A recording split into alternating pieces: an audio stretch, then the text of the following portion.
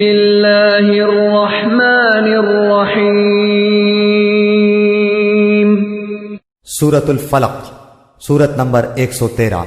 شروع کرتا ہوں اللہ تعالی کے نام سے جو بڑا مہربان نہایت رحم والا ہے۔